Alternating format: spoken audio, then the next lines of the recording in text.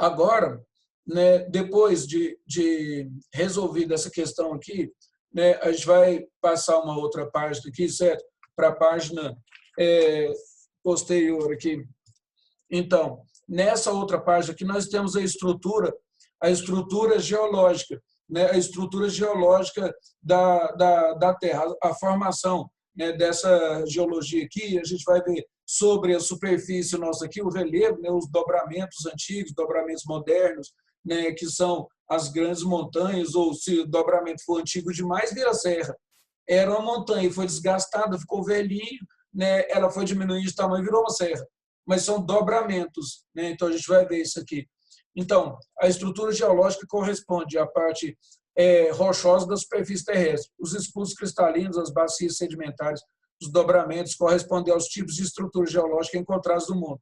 Então, a primeira coisa, escudos cristalinos. A gente vai ver isso aí, né? Então, a palavra escudo, por quê? Porque você tem uma superfície, né, mais ou menos plana ali assim, certo?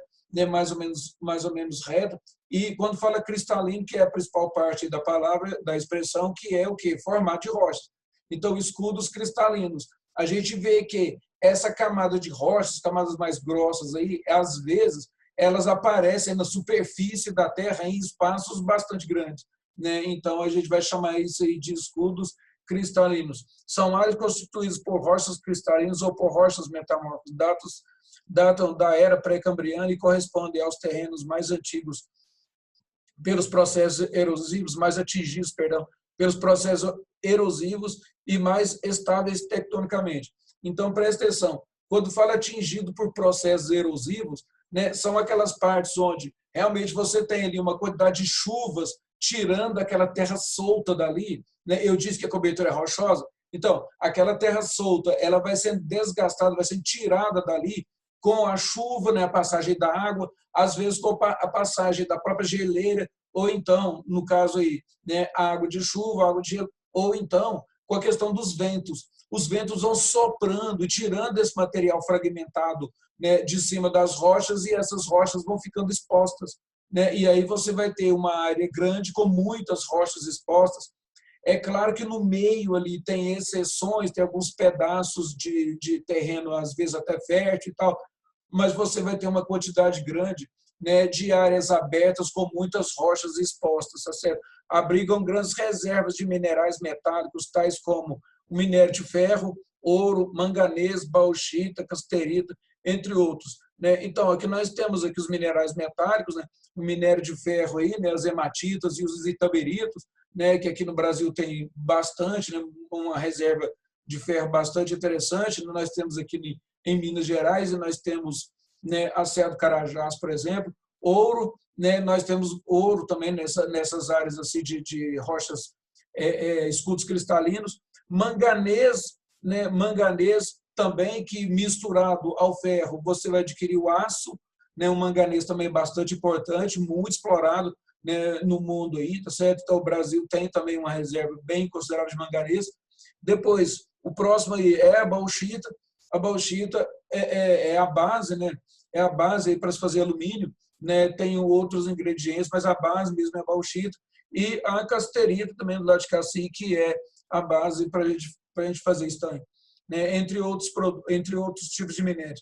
No Brasil, os escudos cristalinos correspondem a cerca de 36% da área do país, divididos em duas grandes porções. O escudo das Guianas, né? Quando fala Guianas, colocou esse nome de propósito mesmo, né?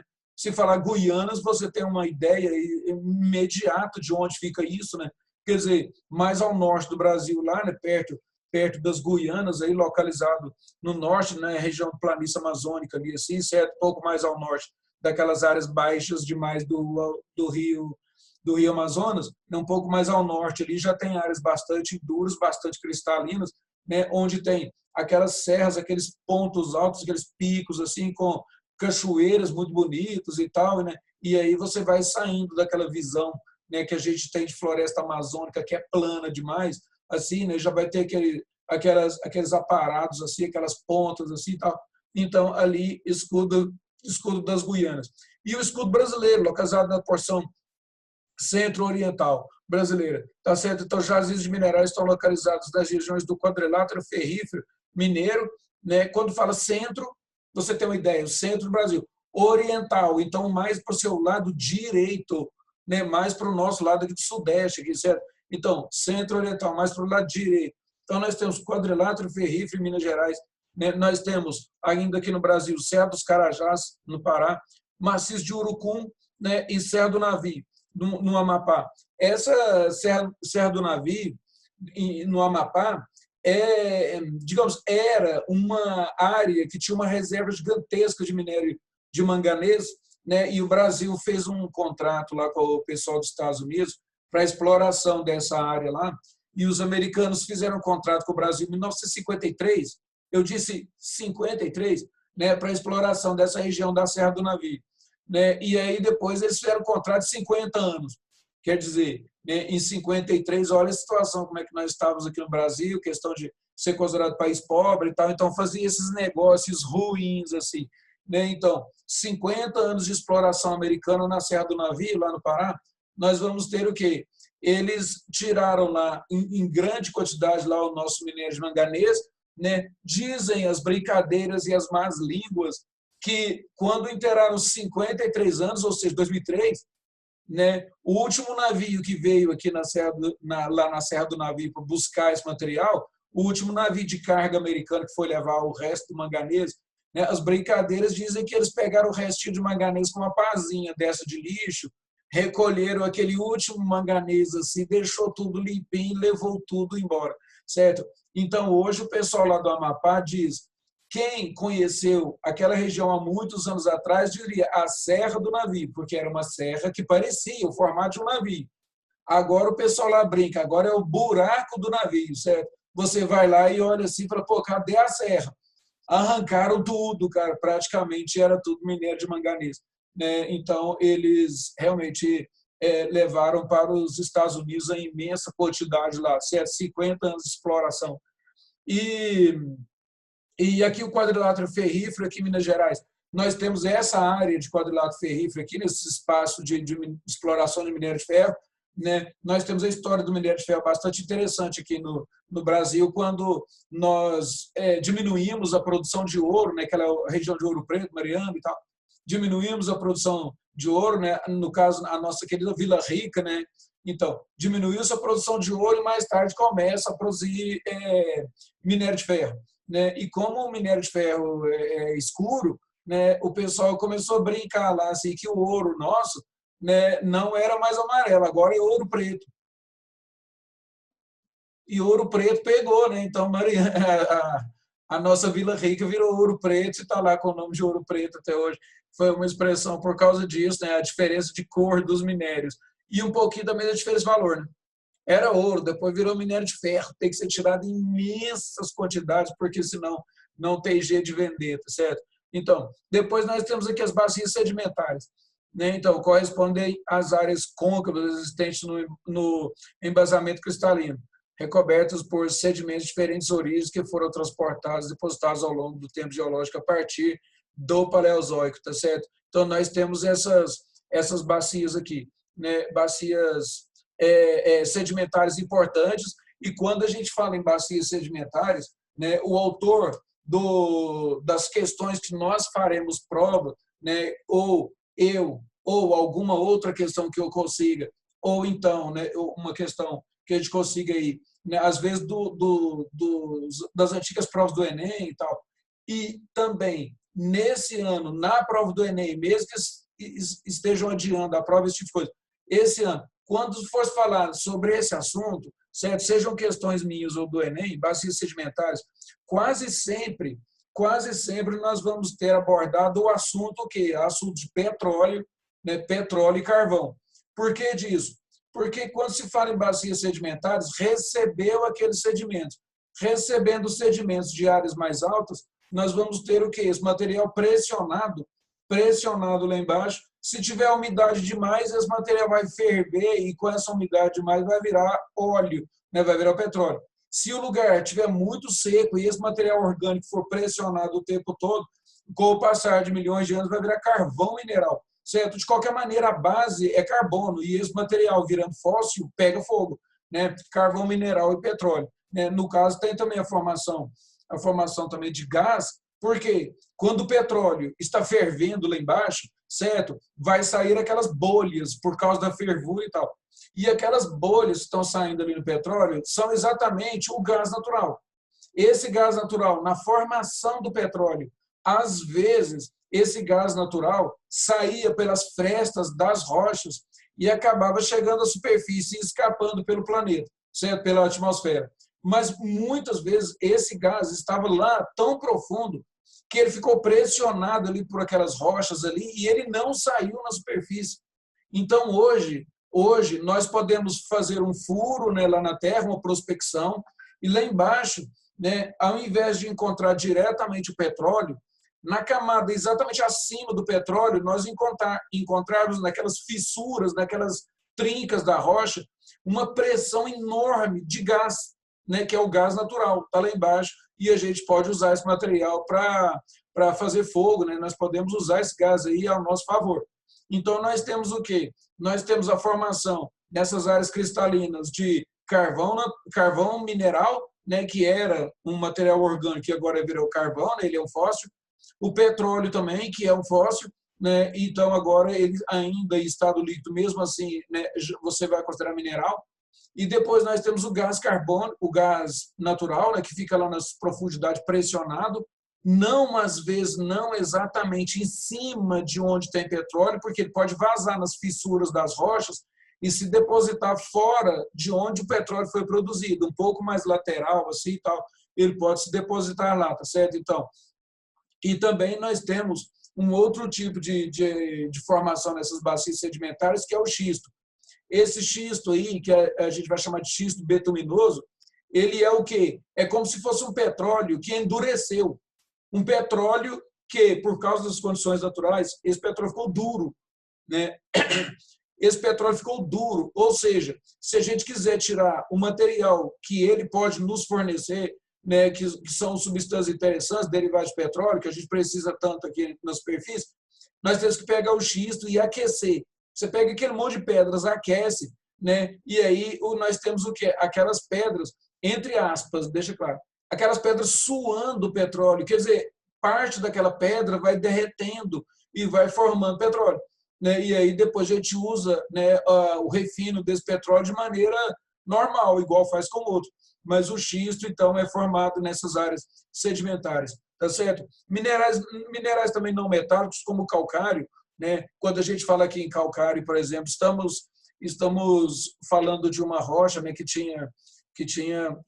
que é uma rocha importante, no caso aqui para nós aqui, formação para a gente fazer, por exemplo, controle de pH de solo, né? O calcário é importante para a gente trabalhar na indústria de vidro, o calcário é importante para a gente fazer cimento, né?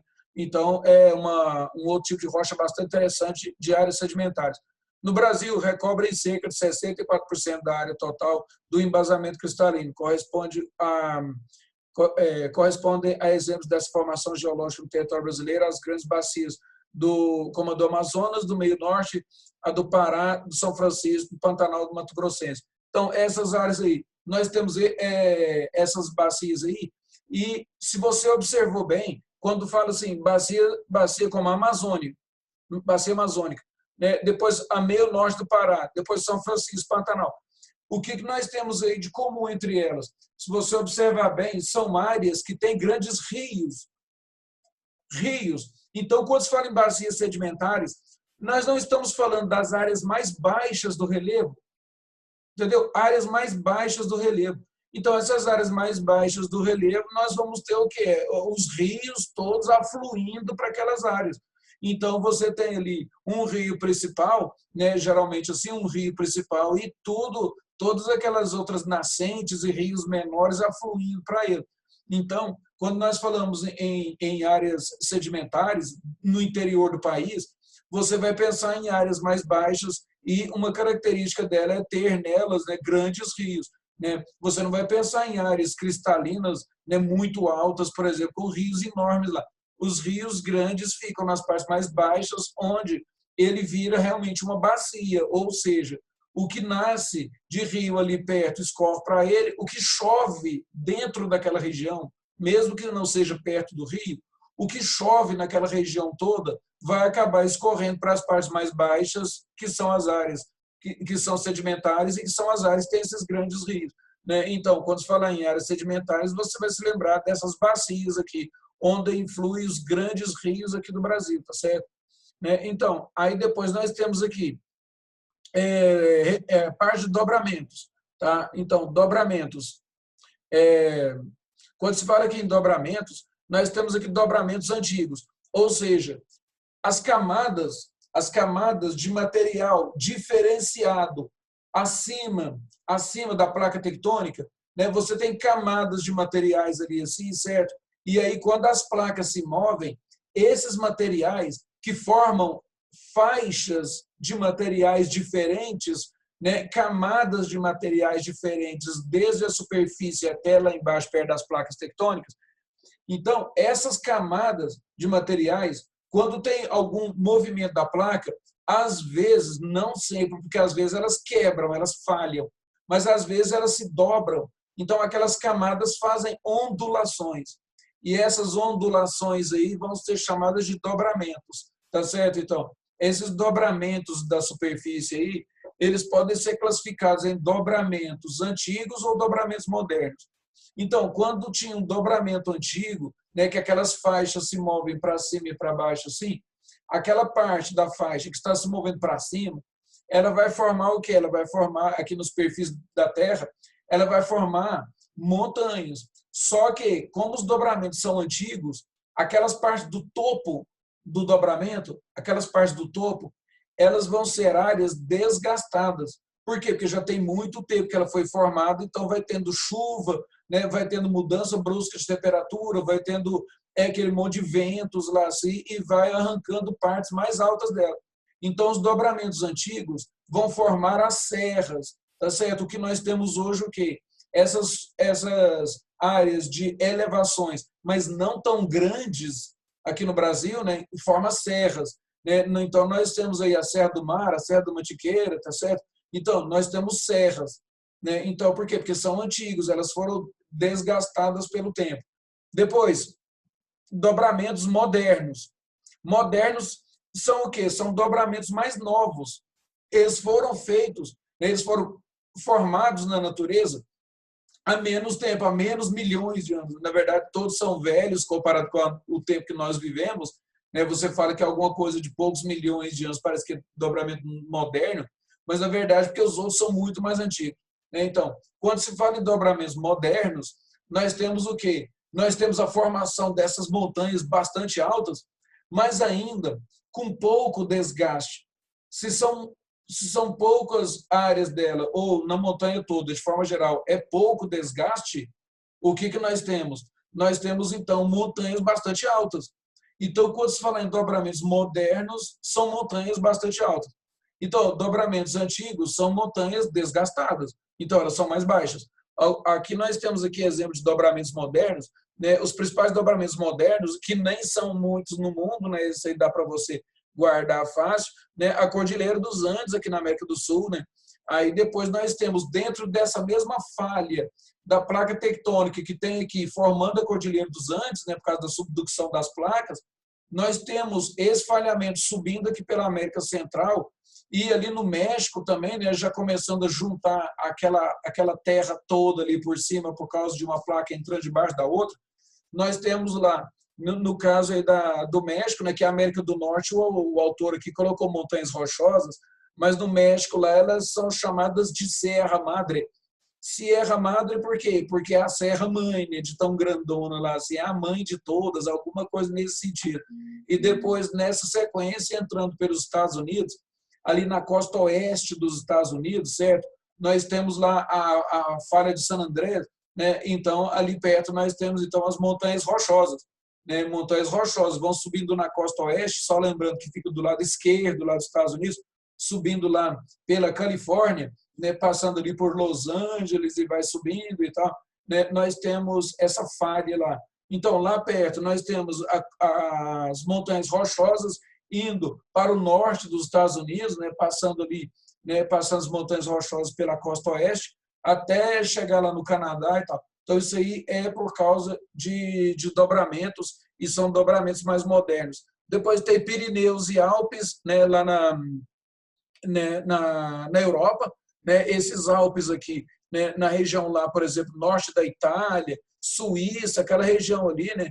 Então, até uma característica aqui, uma curiosidade aqui, né? É por causa de albos, né? Que para eles, lá na linguagem deles, significa branco, né? Então, montes brancos, né? Montes Alpes, né? Então, na Europa. Né? Aqui nos Alpes nós temos um pico lá mais alto, lá, né? Bastante conhecido, chamado Mont Blanc, né? Mont Blanc seria o Monte Branco, né? Então, daí também essa questão, né? Essa ideia sempre do branco, porque são áreas nevadas, né? Áreas de grandes altitudes, então a gente vai chamar isso aí de esse ponto mais alto de Mont Blanc, né? O Monte Branco. E depois, Himalaia, a maior cadeia lá, assim, se é de grandes altitudes e tudo, né? Nós temos ali norte da Índia, principalmente, né? Tibete, aquela região ali do Nepal, Butão, aquela região lá. Então, áreas bastante altas, onde nós encontramos o Pico Everest, lá, né, 8.880 metros de altitude, né, com algumas variações. Um dia eu disse isso e eu acho que o aluno tinha estudado antes, ele já correu para fazer uma correção, né, 8.850 metros, né? Aí um outro mais profundo lá já disse, não, 8.864 metros e meio, né?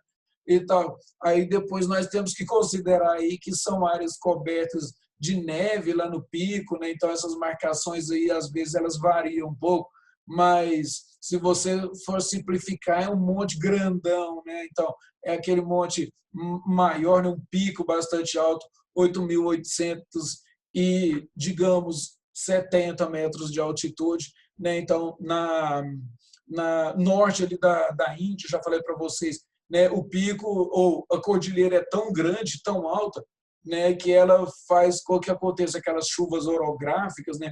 Então, a chuva que era quase que para a Ásia toda acaba vindo lá do Oceano Índico, se forma ali na época do verão, é soprada para cima do continente, e como não dá para atravessar a cordilheira do Himalaia, chove tudo na Índia, né? Aquela região ali do Sudeste Asiático. Então, chove um absurdo. E do lado de lá da cordilheira, né, do lado de lá não tem como chover, aí forma lá o deserto de Gobi, né? Então a gente tem essas chuvas orográficas ligadas a essas grandes cordilheiras, né? A gente pode citar aqui os Andes, aqui que eu estou com o mouse aqui. Nos Andes nós temos, né, muita chuva do lado do Oceano Pacífico e do lado de cá, né, ali do lado da cordilheira, nós temos o deserto do Atacama, né? Então, de um lado chove muito, do outro lado as nuvens não conseguem atingir, então, o deserto do Atacama. Se a gente for citar isso aí, né, nós podemos citar aqui as montanhas, as montanhas do montanhas rochosas nos Estados Unidos, né? Você tem lá aquelas chuvas da costa oeste, e depois tem montanhas rochosas, e o interior dos Estados Unidos tem aqueles desertos, né? Eu acho que isso aí, se você não conhece exatamente lá no mapa, né, os detalhes de onde isso aí está, né, mas você pelo menos uma vez na vida já viu imagens, né, de Las Vegas, né, uma cidade importante, mas rodeada, né, por um monte de areia e cactos, né, aqueles cactos que o pessoal chama de Joshua Tree, né? Parece um árvore de Josué, alguma coisa nesse sentido. Parece alguém fazendo uma pregação no meio do deserto, um cacto grandão assim, como se fosse alguém com as mãos abertas, os braços abertos e tal. É bem interessante. Então, né, montanhas rochosas de um lado, chove do outro lado, deserto. Tá? Então, isso aí é uma característica comum de lá, certo? Então, aí depois nós temos uma questão aqui, né? Eu não pedi para ficar resolvendo isso aqui, tá certo? Então, é uma questão bastante simples aí, falando sobre dobramentos e tal, né? Então, aí o autor coloca que são grandes estruturas geológicas, exceto, né? Aí depois, grandes estruturas geológicas, exceto, cuidado com essa palavra que quando for responder alguma questão, certo? Cuidado com essa palavra aqui, porque nós temos um problema grave, os alunos não leem essa palavra aí, né? E depois, a primeira alternativa, o autor da questão lá ele vai colocar uma alternativa ou uma afirmativa correta. Por quê? Porque você está fazendo uma prova e está com pressa. Se você está fazendo uma prova e está com pressa, nós vamos fazer o quê? Nós vamos, então, colocar a alternativa A bem corretinha, bem do jeito que ele aprendeu, ele marca essa e passa para outra.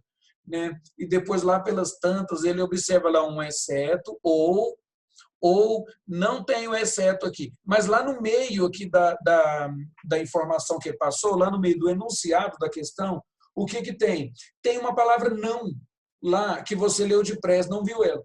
Não é desse jeito, não é assim, não é tal coisa. Então, esse não aí, né, realmente joga lá os alunos fora. Quando o aluno em casa, né, que está interessado para ver, né, o quanto que ele tirou, acertou.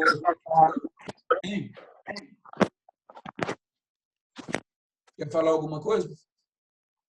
Ele vai analisar se ele errou a questão ou se ele acertou a questão. Quando ele, naquela que ele tem certeza, ele vê que ele errou, ele vai à loucura. Por que eu errei? Ele olha a alternativa B, ele descobre que ela também está correta. A alternativa C também está correta. Aí que ele vê lá, no meio do enunciado da questão tinha um não, ou então lá no enunciado da questão tinha um exceto. Né? E aí é o problema. Então, quando vocês forem fazer uma questão da nossa próxima prova, das provas futuras, concurso do Enem e tal, preste atenção, leia certinho isso aí. Leia certinho, porque isso aí é um problema que ocorre, né? E alguns alunos realmente ficam prejudicados por falta de atenção. A gente fica triste porque você esforça, estuda a matéria, eu e os outros professores de todas as matérias, nós nos esforçamos. Você sabe a matéria e erra a questão por falta de atenção. Então, eu estou dizendo isso para vocês levarem isso em consideração em todas as outras matérias, nos outros conteúdos, né? Não só a geografia, porque às vezes o pessoal diz o seguinte: o aluno não leu direito, né? O aluno não leu, ele não considerou tal parte do texto, né? Uma simples falta de atenção. Só que tem uma coisa: essa falta de atenção que você teve, não importa se você sabe a matéria, essa falta de atenção também está sendo julgada lá no Enem. Você não prestou atenção e perdeu a questão. Alguém prestou atenção e acertou. Então, isso aqui, você tem que levar isso em consideração, né? Ler cada parte. Quando tiver um texto lá, por exemplo, citar um exemplo simples aí, né? Tem um texto lá escrito globalização. E aí, você já sabe sobre globalização, estudou isso um monte de vezes, não aguenta mais ouvir essa expressão. E aí você vai lá para as alternativas lá. A primeira alternativa é uma definição de globalização completamente incerta, quer dizer, é aquele jeito que você aprendeu, globalização assim, assim, assim, tal. Você olha, aquela alternativa está correta e você está com pressa, você marca. Aí, quando você vê que errou aquela questão, mais tarde, está escrito lá um texto falando sobre globalização com um monte de bobagens, certo? Com um monte de interpretações estranhíssimas. É um dissidente que escreveu aquilo. Ele não concorda com nada da globalização ou do jeito que nós entendemos a globalização. E aí o resultado final está escrito lá, cara, abaixo do texto. De acordo com o autor, certo? Não é de acordo com o que você aprendeu, o que você sabe. Então, é quase que uma questão só de interpretação de texto. De acordo com o autor, e aí você não leu o autor que estava ali com o texto na sua frente, mas vai ficar com o pressa, passa para frente. Então, vocês devem ter cuidado com a eleição na sua cabeça de uma matéria mais importante que a outra. Isso não pode. Né? Alguns alunos acham que a geografia é mais fácil, a história é mais fácil, então eu vou estudar as outras matérias. Tal. Você tem que saber muito sobre todas as matérias. Né? Não precisa ser um doutor em cada um, porque não vai ser nesse nível a questão. Mas você precisa de saber sobre todas as matérias. Aquela matéria que você acha que é mais fácil e tal, naquela matéria, acerte tudo. Você não pode deixar uma parte dela feita mais ou menos naquela questão que você acha que é até mais fácil, você poderia ter acertado por displicência ou pressa, você erra uma questão dessa, entendeu?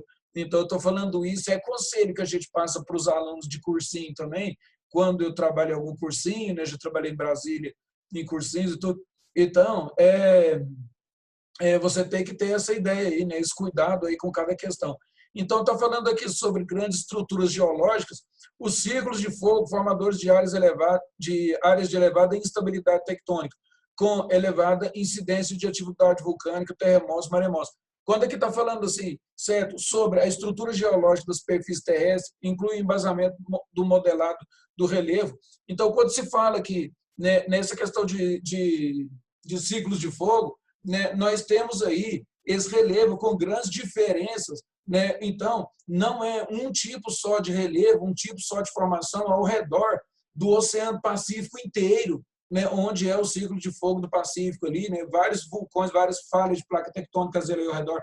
Então, eles não têm a mesma característica, né? Então, você não pode falar estrutura de mesmo embasamento, certo? Então, você tem lá a formação, né, diferenciada daquele relevo, né? Então, essa questão aqui, ela fica sendo o nosso exceto aqui. As outras informações aqui, né, estão certas. Depois, o tempo geológico. Né? O tempo geológico é a nossa próxima parte aqui, certo? Só que aí é o seguinte, eu vou finalizar essa gravação aqui, certo? E depois a gente volta a se falar lá pelos Zap, tá certo? Vou desligar aqui, tá certo? Até mais, agradeço a atenção de todos. Valeu. Tchau, Sérgio. Tchau, até mais. Tchau.